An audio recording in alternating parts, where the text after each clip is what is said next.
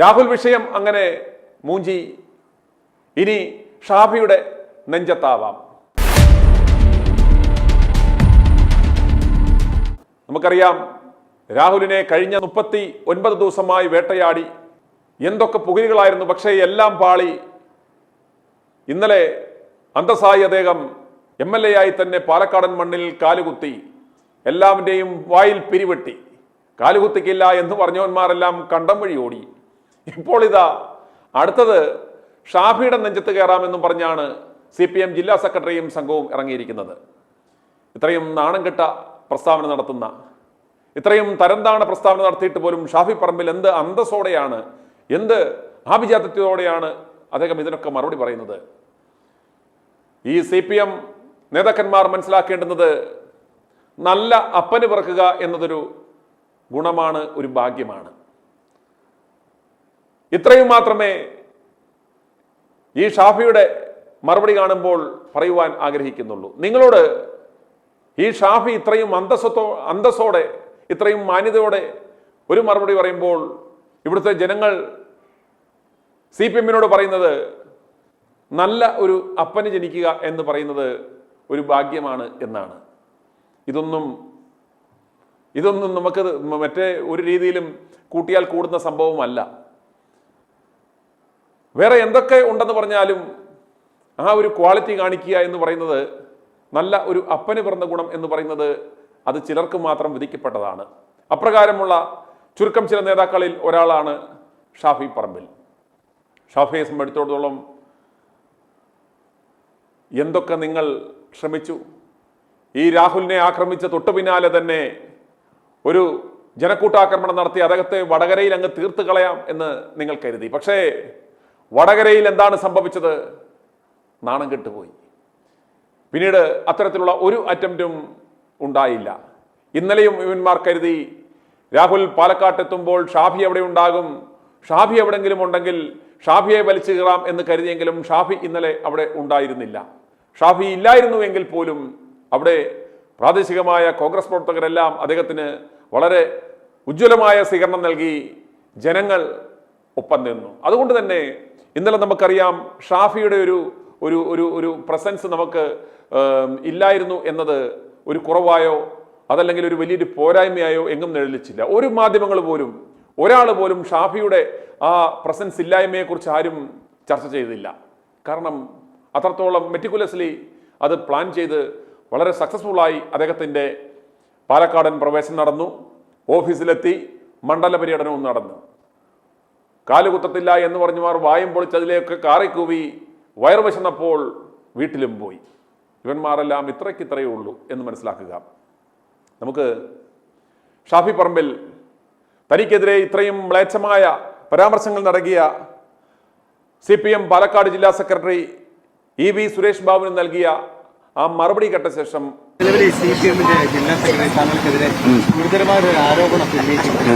നിങ്ങൾ അതിനെ ആരോപണം എന്ന് പറയുന്നതിന് പകരം അതൊരു അധിക്ഷേപം എന്ന് പറയുന്നതായിരിക്കും നല്ലതെന്ന് എനിക്ക് തോന്നുന്നു. അത് ആ അർത്ഥത്തിൽ അയാൾ പറഞ്ഞ വാക്കുകൾക്ക് അതേ അർത്ഥത്തിൽ മറുപടി പറയേണ്ടതെന്ന് പോലും എനിക്ക് തോന്നുന്നില്ല. ഒരു മറുപടി പോലും അറിയിക്കുന്നില്ല. പക്ഷെ എനിക്ക് ഒരു ചോദ്യം ചോദിക്കാനുണ്ട്. ഇതാണോ CPM-ന്റെ 2026 തെരഞ്ഞെടുപ്പ് തന്ത്രം എന്നുള്ളത് അവരുടെ നേതാക്കന്മാർ വ്യക്തമാക്കണം. ഇതാണോ CPM-ന്റെ രാഷ്ട്രീയം? ഒരു ജില്ലാ സെക്രട്ടറിയെ കൊണ്ട് സംസാരിപ്പിക്കുക എന്നുള്ളതാണോ തെരഞ്ഞെടുപ്പിലേക്ക് CPM ഒരുക്കി വെക്കുന്ന മാനിഫെസ്റ്റോ? ഇതാണോ CPM-ന്റെ തെരഞ്ഞെടുപ്പ് പ്രകടന പത്രിക? നമ്മൾ ആലോചിച്ച് നോക്കണം. അതിന് CPM നേതൃത്വം മറുപടി പറയുന്നു. അവരുടെ സംസ്ഥാന സെക്രട്ടറിയും പാർട്ടി സെക്രട്ടറി MA ബേബി ഉൾപ്പെടെയുള്ള ആളുകൾ പറയണം, ഇങ്ങനെയാണോ തെരഞ്ഞെടുപ്പിലേക്ക് CPM പോകാൻ ആഗ്രഹിക്കുന്നത്? വേറൊന്നും പറയാനില്ലാഞ്ഞിട്ടാണോ? ജനങ്ങളുടെ മുമ്പിൽ വേറൊന്നും പറഞ്ഞു പിടിച്ചേക്കാൻ പറ്റാഞ്ഞിട്ടാണോ? ഈ വ്യക്തിഹത്യയിലും അധിക്ഷേപത്തിലും ഡിപ്പെൻഡ് ചെയ്തിട്ട് ഇനിയുള്ള ദിവസങ്ങൾ, തെരഞ്ഞെടുപ്പ് അടുക്കുമ്പോഴത്തേക്കും ഇനിയുള്ള ദിവസങ്ങൾ ഇത്തരം ചർച്ചകളിലേക്ക് മാറ്റണമെന്നായിരിക്കും അവർ ആഗ്രഹിക്കുന്നത്. അപ്പൊ അതിന് അവര് വിലയിരുത്തിയിട്ട്, ജനങ്ങളും വിലയിരുത്തിട്ട് അവരും വിലയിരുത്തട്ടെ. ഇതാണോ അവരുടെ പൊളിറ്റിക്സ്? ഇതാണോ അവരുടെ രാഷ്ട്രീയം? ഇതാണോ CPM 2026 കരുതി വെച്ചിരിക്കുന്ന തെരഞ്ഞെടുപ്പ് തന്ത്രം? ഇതാണോ എന്നുള്ളത് അവർ വ്യക്തമാക്കട്ടെ. ഇങ്ങനെ എന്തെങ്കിലും വിളിച്ചു പറയാം. അപ്പൊ ഞാൻ അതിന് പറഞ്ഞ വാചകങ്ങൾക്ക് അതേ അർത്ഥത്തിൽ മറുപടി പറയാൻ ഞാൻ ആഗ്രഹിക്കുന്നില്ല. പക്ഷെ ഈ ചോദ്യം ഞാൻ ചോദിക്കാൻ ആഗ്രഹിക്കുന്നു. കൃത്യമായ പൊളിറ്റിക്സ് പറഞ്ഞിട്ടും കൃത്യമായ ഗവൺമെന്റിന്റെ വീഴ്ചകൾ ചൂണ്ടിക്കാണിച്ചിട്ടും ഈ തെരഞ്ഞെടുപ്പിനെ നേരിടാനുള്ള ആർജവവും കെൽപ്പും ഞങ്ങൾക്കുണ്ട്. അതിൽ വ്യക്തിപരമായി തകർക്കാൻ ശ്രമിച്ചാലും രാഷ്ട്രീയമായി തകർക്കാൻ ശ്രമിച്ചാലും ഒക്കെ അവർക്ക് അവരുടെ ഒരു മെച്ചവും പറയാനില്ലാത്തതിന്റെ പ്രയാസങ്ങളിൽ നിന്നാണ് ഇതിനെ ഇങ്ങനെ ഈ പറയുന്ന അധിക്ഷേപങ്ങളുടെ രാഷ്ട്രീയം അതിങ്ങനെ മുറുകെ പിടിച്ചിട്ട് CPM മുന്നോട്ട് പോകുന്നത്. ഞാനിത് ഇപ്പൊ കുറച്ചായിട്ട് നിരന്തരം പലതരത്തിലുള്ള കാര്യങ്ങൾ നേരിടുക. ഈ പറയുന്ന ആളുകൾ ഉൾപ്പെടെ വർഗീയവാദിയാക്കാനാണ് ആദ്യം ശ്രമിച്ചത്. അതിനുള്ള വലിയ ശ്രമങ്ങൾ ഉണ്ടായിരുന്നു. ഇപ്പൊ അത് ഏശാഞ്ഞിട്ടാണ് വേറൊരു കാര്യം കൊണ്ട് വന്നിരിക്കുന്നത്. അപ്പൊ അതിനൊന്നും ആ വാക്ക് കൊണ്ടൊരു മറുപടി അറിയിക്കുന്നില്ല. മറിച്ച് ഈ ചോദ്യം ഞാൻ ചോദിക്കുന്നു, ഇതാണോ CPMന്റെ രാഷ്ട്രീയം?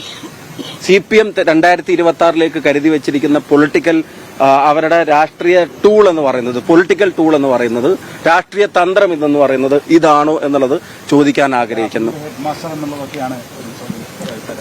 ഞാൻ പറഞ്ഞത് ആ നിലവാരത്തിലാണ് ജില്ലാ സെക്രട്ടറി ആയിട്ടിരിക്കുന്നത്. അപ്പോൾ അത് CPM ആലോചിക്കട്ടെ.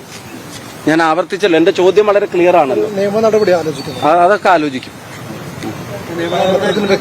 ഞാൻ അതിന്റെ ബന്ധപ്പെട്ട ആളുകളായിട്ട്, പാർട്ടി നേതൃത്വം ബന്ധപ്പെട്ട ആളുകളായിട്ട് ഞാൻ പറയുന്നത്, ഇങ്ങനെ ഒരു തരം ആക്ഷേപങ്ങൾ, അതിന്റെ പേരിൽ ഉണ്ടാക്കുന്ന വാർത്തകൾ, എന്നിട്ട് അതിന്റെ പേരിൽ ഈ ഇഷ്യൂസിനെ ഡൈവേർട്ട് ചെയ്ത് ഗവൺമെന്റിന്റെ വീഴ്ചകൾ, പരാജയങ്ങൾ അതൊക്കെ മറച്ചു വെക്കാൻ ഇതിനെ ഒരു പുകമറയായി കൊണ്ട് നടന്ന് ഇങ്ങനെ പറഞ്ഞുകൊണ്ട് നടന്നിട്ട് അതിന് അധിക്ഷേപത്തെ രാഷ്ട്രീയ തന്ത്രമായി 2026 കരുതി വെക്കുന്ന CPMന്റെ മുഖമാണ് ഇവിടെ വ്യക്തമാകുന്നത്.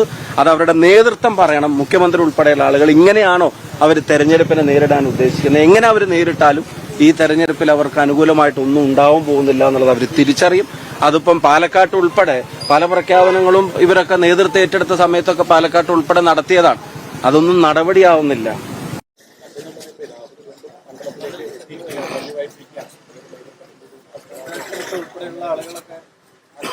അപ്പൊ അതിന് അദ്ദേഹം MLA ആയിട്ട് തോന്നിട്ടുണ്ടല്ലോ.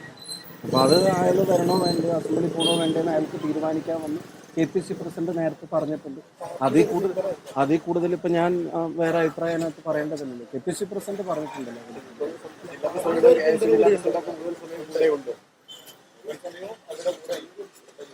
അല്ല, KPCC പ്രസിഡന്റ് പറഞ്ഞത്, അതും KPC പ്രസിഡന്റിനോട് തിരുവനന്തപുരത്ത് ചോദിച്ചപ്പോൾ പറഞ്ഞിട്ടുണ്ടായിരുന്നു. അദ്ദേഹം തന്നെ മറുപടി പറഞ്ഞിട്ടുണ്ട്. പാർട്ടിയുടെ പ്രസിഡന്റ് തന്നെ അതിന് മറുപടി പറഞ്ഞിട്ടുണ്ട്. അതിന് കവർ ചെയ്തിട്ട് ഞാൻ വേറെ പറയേണ്ട ആവശ്യമുണ്ടെന്ന് ഞാൻ കരുതുന്നില്ല. അതിൽ പ്രതിപക്ഷ നേതാവ് പറഞ്ഞിട്ടുണ്ട്, ഇത് എല്ലാവരും കൂടെ ഒറ്റക്കെട്ടായിട്ട് എടുത്ത തീരുമാനങ്ങളാണെന്നൊക്കെ പ്രതിപക്ഷ നേതാവ് പറഞ്ഞിട്ടുണ്ട്. അപ്പൊ അതിന്റെ ഇടയിൽ വേറെ സംശയങ്ങൾ ഉണ്ടാക്കാൻ ഇന്ന് അദ്ദേഹം മാധ്യമപ്രവർത്തകരെ കണ്ടപ്പോൾ അദ്ദേഹം പറഞ്ഞത് വേറെ ഡൗട്ട്സ് അതിനകത്ത് ക്ലിയർ ചെയ്യേണ്ട കാര്യമില്ല. അദ്ദേഹം പറഞ്ഞു, പാർട്ടിയിൽ നിന്ന് പുറത്താക്കിയ ആൾക്ക് പോലും ഞാൻ കൈകൊടുത്തു എന്നുള്ളത് അദ്ദേഹം എന്ന് പറയുന്ന രാവിലെ പ്രതികരണങ്ങൾ കേട്ട. അപ്പം ഞാൻ മാധ്യമപ്രവർത്തകരോടും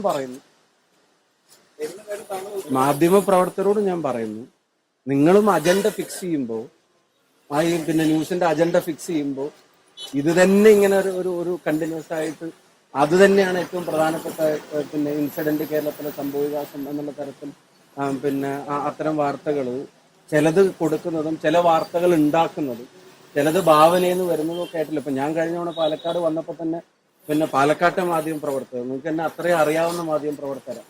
നിങ്ങൾ കൊടുത്ത വാർത്ത എന്താ? ഞാൻ ചന്ദ്രേട്ടന്റെ വീട്ടിൽ പോയി ഗ്രൂപ്പ് യോഗം ചേർന്ന് ചന്ദ്രേട്ടൻ എവിടെ നിന്നിരുന്നപ്പോൾ മൂകാംബിക നിൽക്കുന്ന സമയത്ത് നിങ്ങൾ വാർത്ത, എന്നിട്ട് അതിനെപ്പറ്റി ചോദിച്ചപ്പോൾ ചില മാധ്യമ പ്രവർത്തകർ പറഞ്ഞു അത്രയും കൺഫേംഡ് സോഴ്സ് ആണ്. എന്ന് വെച്ചാൽ ഞാൻ പോയിട്ടേ ഇല്ലാത്ത സ്ഥലത്തെ സംബന്ധിച്ച് ഞാൻ നേരിട്ട് പറഞ്ഞിട്ട്, ഞാൻ ആ ഭാഗത്തേ പോയിട്ടില്ല എന്ന് നേരിട്ട് പറഞ്ഞിട്ട്, അദ്ദേഹം അവിടെ ഇല്ല എന്ന് പറഞ്ഞിട്ടും കൺഫേംഡ് സോഴ്സ് ആണെന്ന് പറഞ്ഞിട്ട് നിങ്ങൾ വാർത്ത കൊടുക്കും. അത്തരം ഭാവനകളിൽ നിന്നുള്ള വാർത്ത കൊടുക്കൽ നിർത്തണം എന്നുള്ളൊരു അഭ്യർത്ഥനയാണ് ഞാൻ പറഞ്ഞത്. KPCC പ്രസിഡന്റ് അതിനകത്ത് മറുപടി പറഞ്ഞു, പ്രതിപക്ഷ നേതാവ് അതിനകത്ത് മറുപടി പറഞ്ഞു. അതാ ഞാൻ പറഞ്ഞത്, KPC പ്രസിഡന്റിനോട് നിങ്ങൾ തിരുവനന്തപുരത്ത് ചോദിച്ചപ്പോൾ അദ്ദേഹം പറഞ്ഞ മറുപടി നിങ്ങൾക്ക് ഓർമ്മയില്ല, എനിക്ക് ഓർമ്മയുണ്ട്. മാധ്യമപ്രവർത്തകർ ചോദിച്ചപ്പോൾ പറഞ്ഞ മറുപടി എനിക്ക് ഓർമ്മയുണ്ട്. അല്ല, അതാ ഞാൻ ചോദിക്കുന്നത്, അതെങ്ങനെ? അപ്പൊ ഞാൻ ചോദിക്കുന്നത്, നിങ്ങൾ എന്താ ഉദ്ദേശിക്കുന്നത്? നിങ്ങൾ എന്താ ഉദ്ദേശിക്കുന്നത്? അല്ല, ഞാൻ ചോദിക്കുന്നത്, അല്ല, എന്റെ ചോദ്യം, ഇപ്പൊ നിങ്ങൾ കുറെ ചോദ്യം എന്നോട് ചോദിച്ചല്ലോ, നിങ്ങൾ എന്താ ഉദ്ദേശിക്കുന്നത്? നിങ്ങൾ എന്താ ഉദ്ദേശിക്കുന്നത്? ഇനി ഒരാളും മിണ്ടാൻ പാടില്ല, ഇനി ഒരാളും അടുത്ത് പോകാൻ പാടില്ല എന്നാണോ നിങ്ങൾ ഉദ്ദേശിക്കുന്നത്? അപ്പൊ അതിനുള്ള മറുപടി ഞാൻ പറഞ്ഞു, ആ ചോദ്യത്തിനുള്ള മറുപടി KPC പ്രസിഡന്റ് പറഞ്ഞു കഴിഞ്ഞതാണ്. പിന്നെയും നിങ്ങൾ ആവർത്തിച്ച് ഇതന്നെ പറഞ്ഞുകൊണ്ടിരിക്കുന്നതിന്റെ നിങ്ങളുടെ പിന്നെ കാരണം എന്ന് പറയുന്നത് ഇതിലെ വാർത്തകളിലേക്ക് നിങ്ങളുടെ വാർത്താ സ്പേസിനെ കൊണ്ടുപോകാന്നുള്ളതാണ്. അതല്ലാതെ ഒരുപാട് കാര്യങ്ങൾ നടക്കുന്നുണ്ട്. അതുകൊണ്ട് KPC പ്രസിഡന്റ് പറഞ്ഞതിൽ കൂടുതൽ ഞാൻ ഈ കാര്യത്തിലെ മുമ്പ് പ്രതികരിച്ചിട്ടുള്ളതാണ്. ഞാൻ വളരെ ക്ലിയർ ആയിട്ട് തന്നെ പറഞ്ഞിട്ടുള്ളതാണ്. KPC പ്രസിഡന്റ് പറഞ്ഞതിൽ കൂടുതൽ ഒരു വാക്കും ഞാൻ അതിൽ കൂടുതലോ കുറവോ പറയാൻ ആഗ്രഹിക്കുന്നില്ല എന്നുള്ളത്. പിന്നെ ഇനിയിപ്പോ ഞാൻ പറഞ്ഞ എന്താ, അപ്പൊ എന്നോട് ചോദിച്ചാൽ ഞാൻ പറഞ്ഞ പിന്നെ അതാണ് വാർത്ത. ഇപ്പൊ ഞാൻ നേരത്തെ പറഞ്ഞതിന്റെ എക്സ്പ്ലനേഷനോ അതിന്റെ ബാക്കി കാര്യങ്ങളൊന്നുമല്ല. അപ്പൊ പിന്നെ ഇതാണ് വാർത്ത. പിന്നെ അതിന്റെ കൂടെ വാർത്താ സ്പേസും പോവുക. അപ്പൊ അതിന്റെ പിന്നാലെ തന്നെ ഇങ്ങനെ നിൽക്കാൻ ഞങ്ങളും ആഗ്രഹിക്കുന്നില്ല. മറ്റു വിഷയങ്ങളുണ്ട്, ഗവൺമെന്റിനെതിരായിട്ടുള്ള ചെയ്തികളുണ്ട്. രാഹുൽ ഗാന്ധി പിന്നെ നടത്തുന്ന പോരാട്ടത്തിന് പിന്തുണയുണ്ട്. അത് കോൺഗ്രസ് സിഗ്നേച്ചർ ക്യാമ്പയിൻ നടത്തുന്നു. കോൺഗ്രസ് കേൾക്കാൻ പോലും പറ്റുന്നില്ല അല്ലെ, കോൺഗ്രസ് എല്ലാ വീടുകളിലേക്കും അതുമായിട്ട് എത്തുന്നുണ്ട്. രാഹുൽ ഗാന്ധി ഒരു പക്ഷേ പിന്നെ ഈ വോട്ട് ചോരിയുമായിട്ട് ബന്ധപ്പെട്ട് കേരളത്തിലേക്ക് എത്തിയേക്കാമെന്നുൾപ്പെടെയുള്ള തീരുമാനങ്ങൾ നേതൃത്വം എടുക്കാൻ പോകുന്നുണ്ട്. അപ്പൊ ഞങ്ങളുടെ അജണ്ടകൾ ക്ലിയർ ആണ്. ഈ ഗവൺമെന്റിന്റെ പോലീസ് നയങ്ങളിലെ വീഴ്ചകളുണ്ട്, അതിനെതിരായിട്ടുള്ള സമരങ്ങൾ നടക്കുന്നുണ്ട്. വലിയ സമരങ്ങൾ, പ്രതിഷേധങ്ങൾ, ഗവൺമെന്റിന്റെ വീഴ്ചകളിലെ പ്രക്ഷോഭങ്ങൾ, സംഘടനാ പരിപാടികൾ, തെരഞ്ഞെടുപ്പ് മുന്നൊരുക്കങ്ങൾ, അതൊക്കെ ഞങ്ങൾ നടത്തിക്കൊണ്ടിരിക്കുന്നുണ്ട്. അതിനകത്ത് ഒരു വശത്ത് CPM അവരുടെ അധിക്ഷേപ പരമ്പര കൊണ്ട് അതിനെ മറച്ചു വെക്കാൻ ശ്രമിക്കുന്നു. നിങ്ങളാണെങ്കിൽ അതിൽ എന്തെങ്കിലും ഒരു വാക്കോ വരിയോ കിട്ടിയിട്ട് അത് നിങ്ങളുടെ ഭാവനയും കൂടെ ചേർത്തിട്ടുള്ള പല വാർത്തകളും സ്പേസ് ഇന്നിപ്പോ പിന്നെ യൂത്ത് കോൺഗ്രസ് പിന്നെ പ്രസിഡന്റ്ഷിപ്പിനെ പറ്റി പോലും ഇന്ന് രാവിലെ വാർത്തകൾ അങ്ങ് വരികയാണ്. പാർട്ടി എടുക്കാത്ത തീരുമാനം അല്ലെങ്കിൽ പാർട്ടി ആലോചിച്ചതോ ആലോചിക്കാത്തതായിട്ടുള്ള തീരുമാനങ്ങളൊക്കെ നിങ്ങളുടെ ചില ചാനലിൽ സ്ഥാനാർത്ഥി പ്രഖ്യാപനം പോലും നടത്തിയായിരുന്നു. കോൺഗ്രസിന്റെ കുറച്ച് സ്ഥാനാർത്ഥികളെ വരെ പ്രഖ്യാപനം നടത്തുമ്പോൾ കുറച്ച് പാർട്ടി കാര്യങ്ങളൊക്കെ ചെയ്യാനും തീരുമാനിക്കാനുള്ള ഒരു സ്പേസ് ഞങ്ങൾക്ക് തന്നെ വിട്ടുതരണം. സംസ്ഥാന പ്രസിഡന്റ് ഇല്ലാതെ അത് സമയം അത് യൂത്ത് കോൺഗ്രസ് പ്രസിഡന്റ് ഇപ്പൊ രാജിവെച്ചതുകൊണ്ടാണ് ഇപ്പൊ സംസ്ഥാന പ്രസിഡന്റ് ഇല്ലാത്തത്. പുതിയ പ്രസിഡന്റ് മതിയായ ചർച്ചകളിലൂടെ IYC നേതൃത്വം അത് കണ്ടെത്തും. അതിന്റെ തീരുമാനം പ്രഖ്യാപനം ഉണ്ടാവും.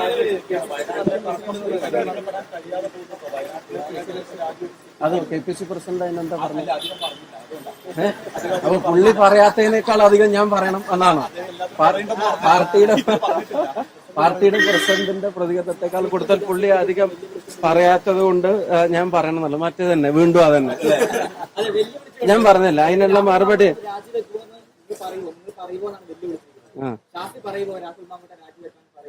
അല്ല ഇനിയിപ്പോ ഞാൻ പറയേണ്ടത് എന്താണെന്ന് കൂടെ ഇനിയിപ്പോ അവരുടെ നമുക്ക് എഴുതി മേടിക്കാം. അവര് കോൺഗ്രസ് പൊളിറ്റിക്സ് എന്ത് വേണമെന്നുള്ള തീരുമാനിക്കാനുള്ള സ്വാതന്ത്ര്യം ഞങ്ങൾക്ക് കിട്ടുന്നു. അത് ഞങ്ങൾ തീരുമാനിച്ചോളാം. പാർട്ടിയുടെ ഔദ്യോഗിക സ്ഥാനങ്ങളിൽ ഇരിക്കുന്ന ആളുകൾ എന്നെ സ്വീകരിച്ചാണ് ഞാൻ ഇത്ര നേരമൊക്കെ KPCC പ്രസിഡന്റ് പറഞ്ഞതിനേക്കാൾ കൂടുതൽ വേറെ ഒന്നും എനിക്ക് പറയാനില്ല.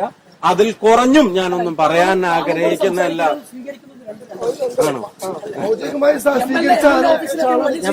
ഞാൻ കണ്ടില്ല. ഞാൻ പറഞ്ഞു നിങ്ങൾക്ക് ഇനിയിപ്പോ അതിലൊരു വാർത്തയ്ക്ക് ഇന്നത് ഉണ്ടാക്കണം.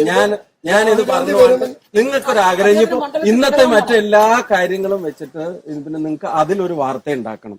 നിങ്ങൾ സസ്പെൻഷന്റെ ഒക്കെ പിന്നെ ഡെഫിനിഷൻ നിങ്ങൾ എന്താ ഉദ്ദേശിക്കുന്നത് എനിക്ക് അറിഞ്ഞൂടാ. പാർട്ടി തീരുമാനം പാർട്ടി പ്രസിഡന്റ് പറഞ്ഞിട്ടുണ്ട്. അതിനനുസരിച്ച് കാര്യങ്ങൾ മുന്നോട്ട് പോകും. ഏതാണ് അടിത്തട്ടിലും മേൽത്തട്ടിലുമുള്ള തർക്കമാണോ? എന്തൊരു ആവേശം നോക്കി. അങ്ങനെ അതിനകത്ത് പിന്നെ യോഗ്യരായിട്ടുള്ള ഒന്നിൽ കൂടുതൽ ആളുകൾ ഉണ്ടാവുമ്പോൾ അതിൽ നിന്നൊരാളെ കണ്ടെത്താൻ മതിയായിട്ടുള്ള കൺസൾട്ടേഷൻ വേണ്ടി വരും, മതിയായിട്ടുള്ള ആലോചന വേണ്ടി വരും. ഇതൊരു അൺഫോർസീൻ ഇവന്റ് ആണ്.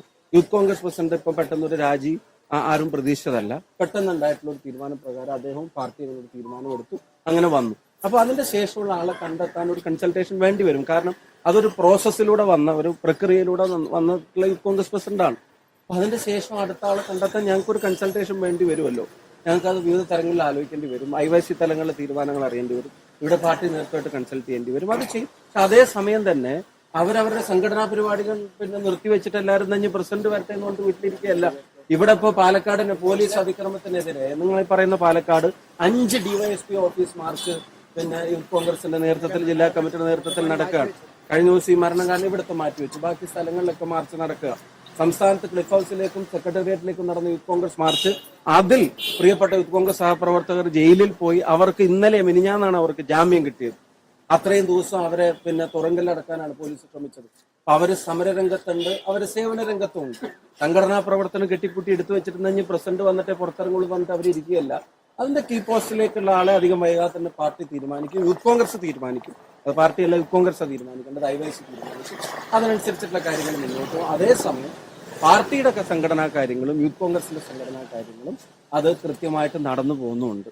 അതിന് പ്രസിഡന്റും അധികം വരും, വല്ലാണ്ട് വിഷമിക്കേണ്ട. അടിത്തട്ടിലും മേൽത്തട്ടിലും എന്നുള്ള പ്രയാസം ആലോചിച്ചിട്ട് പ്രയാസപ്പെടേണ്ട. അടുത്തത് പൊതുവേ പറച്ചിലില്ല. താങ്കൾക്ക് അങ്ങനെ തോന്നിയിട്ടുണ്ടെങ്കിൽ അത് തെറ്റിദ്ധാരണ. കയ്യിലിരിക്കുന്ന എന്നിട്ടും കേട്ടോ. അപ്പൊ ഇത് ഞാൻ പറഞ്ഞത് പിന്നെ ഇത് ഞാൻ പറഞ്ഞു, ഇത് നിങ്ങളുടെ ഭാവന ശീതയുദ്ധം. ഇപ്പൊ എവിടെ തൊട്ട് തുടങ്ങി എവിടെ എത്തി? ശീതയുദ്ധത്തിലെത്തി. നിങ്ങൾ ആലോചിക്കേണ്ടതാണ്.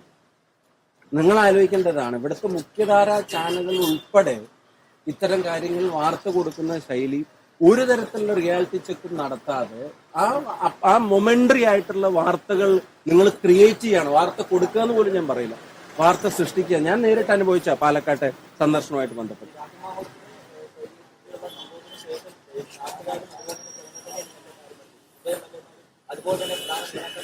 നാട്ടുകാരെല്ലാരും നിങ്ങളെ വിളിച്ച് പറയാണോ ഇങ്ങനെ ഒരു ശീതയുദ്ധം നടക്കുന്നുണ്ട് എന്നുള്ളത്? ഞങ്ങളും നാട്ടുകാരോട് സംസാരിക്കുന്നുണ്ടല്ലോ. എല്ലാ നാട്ടുകാരും വെച്ചിട്ട് ശീതയുദ്ധം എന്തായി കേട്ടാന്നല്ലല്ലോ ഞങ്ങളോട് ചോദിക്കുന്നത്. ഞങ്ങള് ഈ പറയുന്ന ജനം ആഗ്രഹിക്കുന്ന ഭരണമാറ്റത്തിന്റെ സാഹചര്യം, ആ സാഹചര്യത്തെ ജനങ്ങൾക്ക് വേണ്ടി തന്നെ അതിന് ലീഡ് ചെയ്യാനുള്ള റെസ്പോൺസിബിലിറ്റി ഞങ്ങൾക്കുണ്ട്. കൈയറിയുണ്ട് അവന്റെ റെസ്പോൺസിബിലിറ്റി ഞങ്ങൾക്കുണ്ട്. ആ ഉത്തരവാദിത്തത്തോടു കൂടി പാർട്ടി നേതൃത്വവും പ്രവർത്തകനും ഒക്കെ പെരുമാറും. സീരിയസ് ആയിട്ടുള്ള ഇഷ്യൂസ് ജനങ്ങളുടെ മുമ്പിലുണ്ട്. ആ ഇഷ്യൂസിനകത്ത് പരിഹാരം കണ്ടെത്താൻ ഇനിയൊരു മാറ്റം ജനം ആഗ്രഹിക്കുകയാണ്.